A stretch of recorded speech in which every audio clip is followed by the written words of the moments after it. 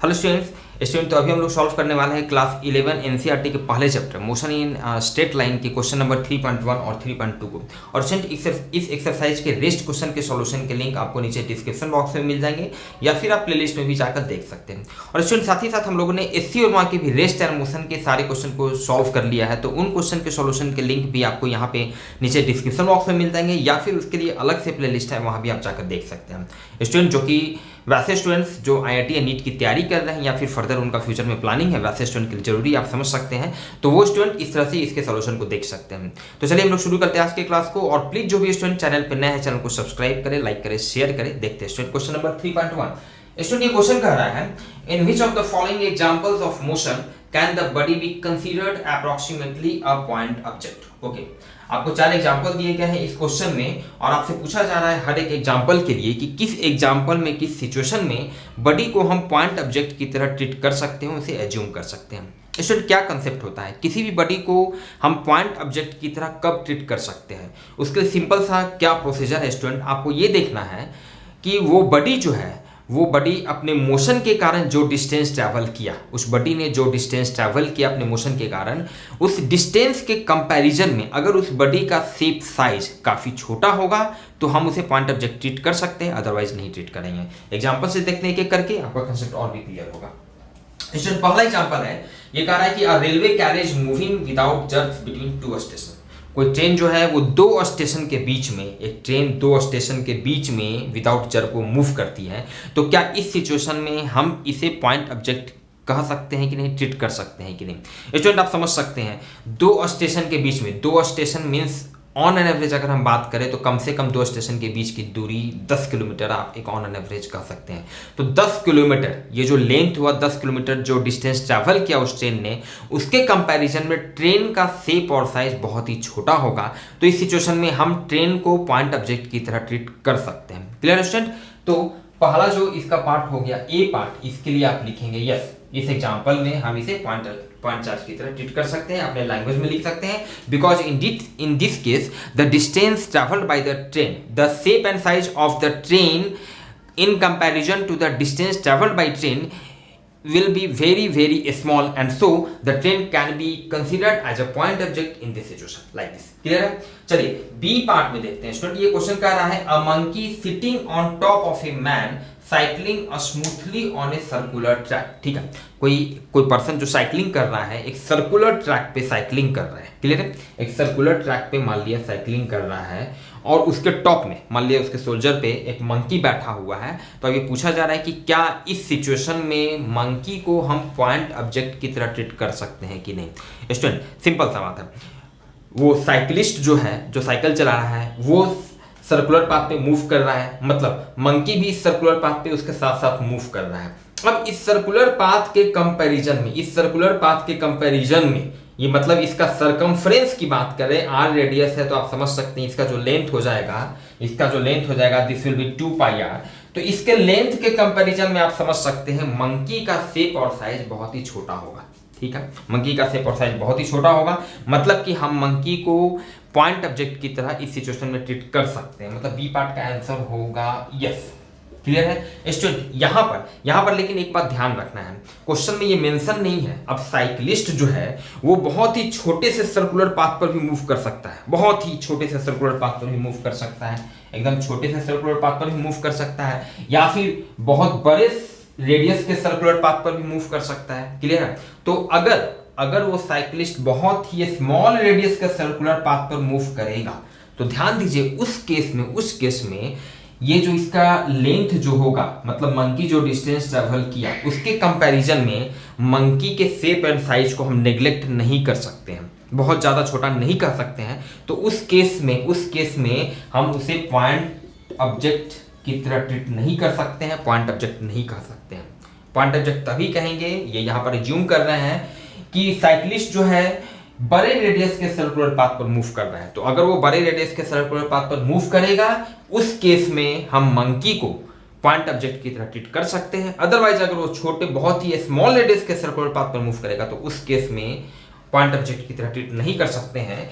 तो मतलब अब चूंकि यहाँ पर इसका रेडियस मेंशन नहीं है तो आप समझ सकते हैं, इसका मेंशन नहीं है तो आप समझ सकते हैं, आप इसको अपने लैंग्वेज में लिख सकते हैं कि अगर वो छोटे रेडियस के स्मॉलर पाथ पे मूव करेगा तो हम कंसीडर उसे नहीं कर सकते हैं, अदरवाइज बड़े रेडियस के सर्कुलर पाथ पे मूव करता है तो हम उसे कंसीडर कर सकते हैं। Clear student?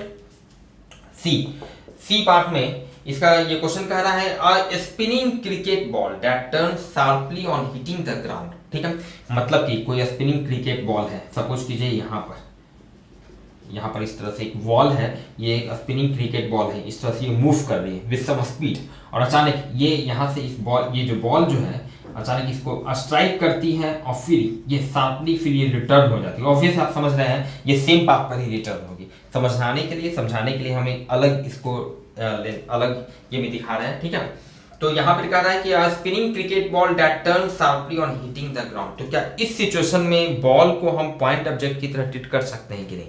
आप समझ सकते हैं कि इस केस में ये जो डिस्टेंस ट्रैवल किया, ये हिट किया और शार्पली ये जो टर्न जो लिया, मतलब इस केस में ये जो डिस्टेंस ट्रैवल किया, इसके कंपैरिजन में आप इसके शेप साइज को नेग्लेक्ट नहीं कर सकते हैं। आप ऐसा नहीं कर सकते कि इसके कंपैरिजन में इसका शेप साइज बहुत ही छोटा है, मतलब कि हम इस केस में बॉल को पॉइंट ऑब्जेक्ट की तरह ट्रीट नहीं कर सकते। Clear student?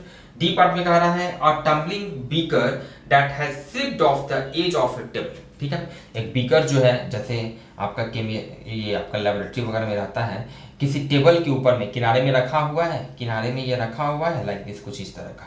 ठीक है, और ये स्लिप करता है, तो क्या इस केस में हम इसे पॉइंट ऑब्जेक्ट की तरह ट्रीट कर सकते हैं कि नहीं? ऑब्वियसली नहीं ट्रीट कर सकते हैं।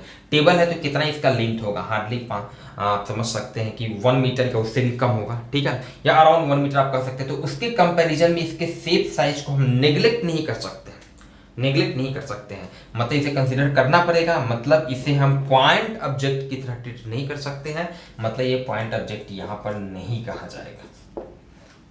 क्लियर बात है स्टूडेंट? तो इस तरह से ये चारों क्वेश्चन ये सॉल्व होगा। देखते हैं स्टूडेंट क्वेश्चन नंबर 3.2 के लिए यहाँ पर आपका फिगर बना हुआ है, देखते हैं क्वेश्चन क्या कर रहा है।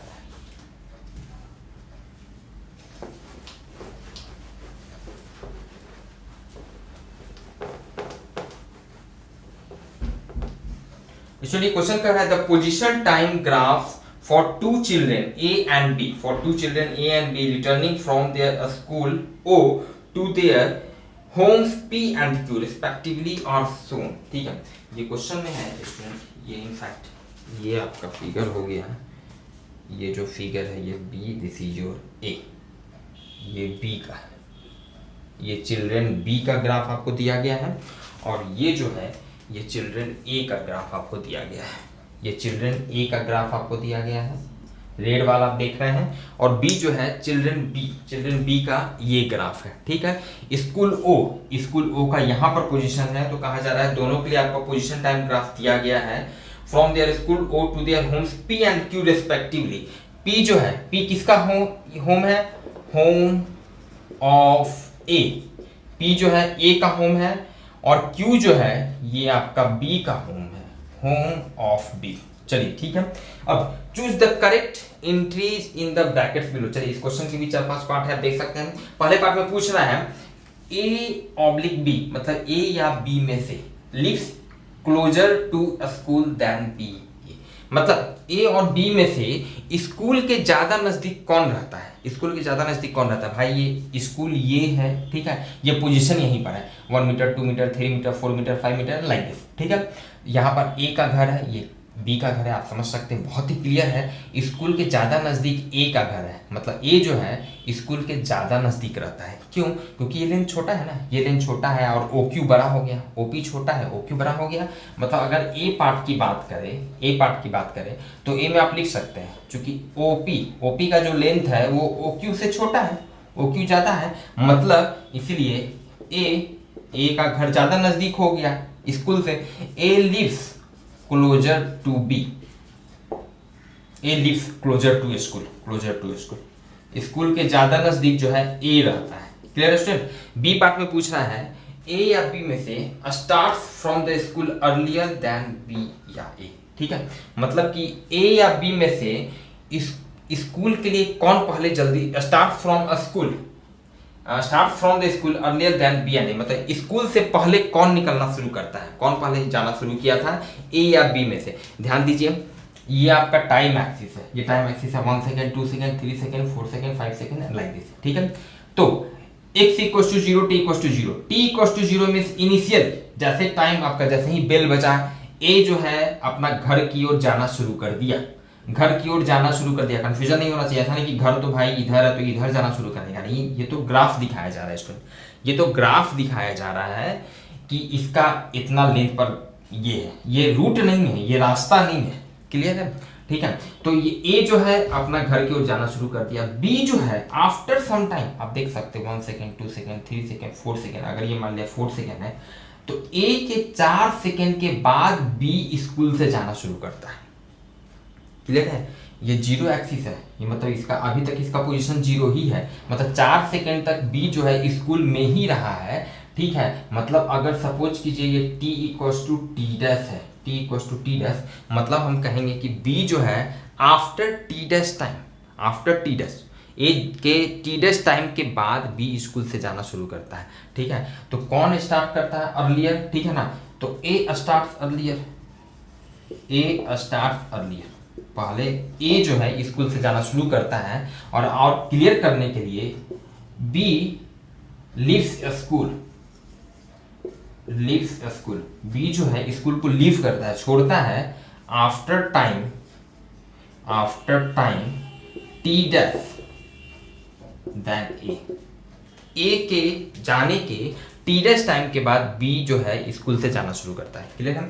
सी पार्ट में स्टूडेंट पूछ रहा है ए या B walk faster than B and A और बी में से कौन ज्यादा स्पीड से चला है, कौन ज्यादा तेजी से चला है। आप समझ सकते हैं स्टूडेंट पोजीशन टाइम ग्राफ है, और कंसेप्ट ये है कि पोजीशन टाइम ग्राफ का जो स्लोप होता है, स्लोप जो होता है वही हमें स्पीड देता है, क्लियर है। आप समझिएगा ए का सपोज कीजिए अगर मान लीजिए ये थीटा एंगल बना रहा है, थीटा 1 एंगल बना रहा है मान लिए, और ये जो है मान लेते हैं थीटा 2 एंगल बना रहा है, क्लियर है। मतलब कि आप समझ सकते हैं हियर एक बात तो क्लियर है कि थीटा 2 जो है उसका वैल्यू थीटा 1 से बड़ा है, थीटा 1 और थीटा 2 ज़्यादा हो गया, थीटा 2 थीटा 1 से बड़ा है, मतलब कि यहाँ से हम कह सकते हैं कि tan थीटा 2 का वैल्यू tan थीटा 1 से बड़ा होगा, tan थीटा 1 से बड़ा होगा। और tan थीटा 2 क्या है, tan थीटा 2 क्या है, tan थीटा 2 इसका स्लोप हो गया, इसका स्लोप हो गया, मतलब tan थीटा 2 स्लोप हो गया, मतलब ये हो गया स्पीड ऑफ बी, ठीक है। उसी तरह tan थीटा 1 किसका, ए का स्लोप हो गया, मतलब उसका स्पीड दे रहा है, मतलब ये हो गया स्पीड ऑफ ए, मतलब क्लियर है कि बी का स्पीड जो है ए से ज्यादा है, क्लियर है। तो सी पार्ट के लिए कौन फास्ट कर रहा है, वॉक्स फास्टर, इसलिए बी वॉक्स फास्टर, बी वॉक्स फास्टर, क्लियर स्टूडेंट। चलिए नेक्स्ट पार्ट में पूछ रहा है ए and be rich home at the same या डिफरेंट टाइम। ए और बी दोनों, ए का घर पी है, बी का घर क्यू है, दोनों घर जो है एक ही टाइम पे पहुंचते हैं या अलग अलग टाइम पे पहुंचते हैं, सेम या डिफरेंट टाइम पे पहुंचते हैं, क्लियर है। देखिए स्टूडेंट ए जो इस तरह से चलना शुरू किया, ये मान लीजिए इसका पी घर है, देखते ये कितना टाइम पे पहुंचा है, ये कितना टाइम पे, तो इसको इस तरह से यहाँ से हॉरिजॉन्टल लाइन ड्रॉ किए, यहाँ से परपेंडिकुलर ड्रॉ किए, ये मान लेते हैं t equals to T double dash, t equals to T double dash, मतलब t डबल डैश टाइम पर a जो है घर पहुंचा है, a घर पहुंचा है t डबल डैश टाइम पे, क्लियर स्टूडेंट। b देखते हैं, b का घर ये है, b का घर ये है, और इसको ही परपेंडिकुलर आप जब ड्रॉ करेंगे ऑलमोस्ट आप समझ सकते हैं ये लगभग आपका यही टाइम पे आ रहा है, मतलब इसी टाइम पर बी भी घर पहुंचा है, बी का घर क्यू है, बी भी उसी टाइम पे घर पहुंचा है, तो ग्राफ से बहुत ही क्लियर है दोनों टी डैश टाइम पे घर पहुंचा है, मतलब बी पार्ट में लिखेंगे both rich home their home, both rich their home at same time, और यहाँ पे ब्रैकेट में लिख लीजिए टी डबल डैश, इससे बहुत ही क्लियर होगा कि टी डबल डैश टाइम पर दोनों एक साथ घर पहुंचा, ए अपना घर पी पहुंचा, बी अपना घर क्यू पहुंचा, क्लियर स्टूडेंट। ई पार्ट में पूछ रहा है ए या B overtakes B and A on the road once or twice, A या बी में से कौन ओवरटेक किया है, ठीक है, कौन ओवरटेक किया है एक दूसरे को, ठीक है, और एक बार ओवरटेक किया है या 2 बार ओवरटेक किया है, क्लियर है स्टूडेंट। समझिएगा ए तो स्कूल से पहले निकल गया, साथ ही साथ ए का स्पीड भी कम था, ठीक है। ए स्कूल से पहले निकल गया, ए अपना जाना शुरू किया, स्पीड भी कम है, धीरे धीरे चल रहा है। बी कुछ टाइम बाद, टी डैश टाइम के बाद बी चलना शुरू किया और ज़्यादा स्पीड है, ऑब्वियस है कौन ओवरटेक किया, और दोनों एक साथ में घर पहुंचा, दोनों एक साथ में घर पहुंचा। मतलब कि ये तो क्लियर है कि बी ओवरटेक किया ए को, और ये ग्राफ से भी क्लियर है, आप यहाँ पर देख सकते हैं, ये यहाँ पर देख सकते हैं। यहाँ से आप परपेंडिकुलर इस तरह से ड्रॉ करेंगे, यहाँ जो टाइम आपको मिलेगा उस टाइम पे बी जो है ए को ओवरटेक किया, क्योंकि उस टाइम पर ए तो पहले चलना शुरू किया था और उस टाइम पर दोनों का पोजीशन सेम है, उस टाइम पर दोनों का पोजीशन सेम है, दोनों का पोजीशन सेम है। कैसे पोजीशन सेम हो गया? बी तो बाद में चलना शुरू किया था, क्यों? क्योंकि बी उसको ओवरटेक किया, एग्जैक्टली इस टाइम पर ओवरटेक किया, और ये फिर ये तो ज़्यादा स्पीड था, ये चलना शुरू किया, चलते गया, लेकिन ए का घर नज़दीक था चूंकि, इसलिए फाइनली एक पर्टिकुलर टाइम पे दोनों सेम टाइम पे अपने घर पहुंच गए। मतलब इस ई पार्ट का आंसर हो गया बी ओवरटेक्स ए वंस। बी ए को ओवरटेक किया है एक बार, एक ही बार ओवरटेक किया है ना, क्लियर है। अगर और बात मान लिया, और अगर इंटरसेक्शन, और अगर दोनों के ग्राफ का फर्दर इंटरसेक्शन होता तो फिर कहते कि भाई एक बार और ओवरटेक किया, लेकिन ऐसा नहीं है, क्लियर है। एक बार ओवरटेक किया दोनों वंस और बी किया है, ठीक है स्टूडेंट। तो मिलते हैं फिर नेक्स्ट क्लास में नेक्स्ट क्वेश्चन के सॉल्यूशन के साथ। Thank you.